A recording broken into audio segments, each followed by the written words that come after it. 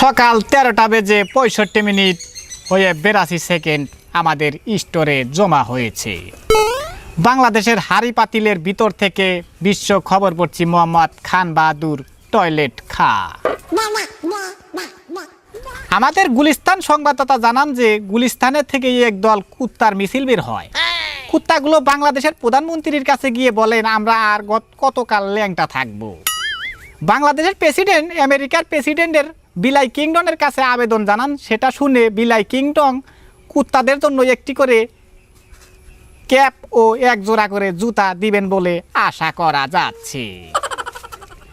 আমাদের এক staff reporter হারে হারামজাদা জানান যে আফ্রিকা জঙ্গলে পিঁপড়ার সাথে হাতির এক বিশাল যুদ্ধ লেগে যায়। সেই যুদ্ধে পিঁপড়ার পায়ের নিচে পড়ে কয়েক হাজার হাতি মৃত্যুবরণ করে। ইতিমধ্যে একটি পিঁপড়ার পা ভেঙে যাওয়াতে তাকে ঘোড়ার গাড়িতে করে নাইজেরিয়া হাসপাতালে পাঠানো হয়েছে। মেডিকেল সংবাদদাতা জানান যে কিছুদিনের মধ্যেই সুস্থ শরীর নিয়ে পিঁপড়াটি দুনিয়া ত্যাগ করবে। এদিকে সখীপুরের সংবাদদাতা জানান যে সেখানে 3 জন মরা ব্যক্তিকে সাপে দংশন করেন। সেই মরা 3 জনকে আদম জুট মিলে ভর্তি করা হয়েছে।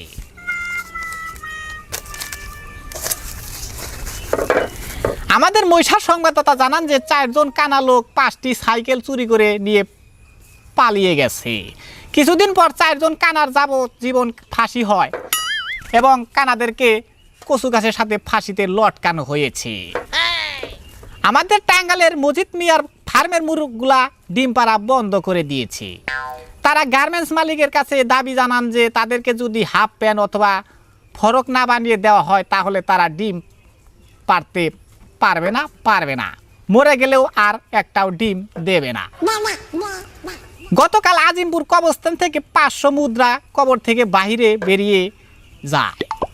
তাদের জিজ্ঞাসা করা হলে তারা বলে 1 সপ্তাহের মধ্যে কবরে টেলিভিশন না দিলে আমরা আর কবরে থাকবো না, এবং কি প্রতিদিন আমাদেরকে শরীর মেসেজ না করে দিলে আমরা কবরে একদিনও থাকবো না এবং ভূত হয়ে সারা জীবন মানুষকে দংশন করব।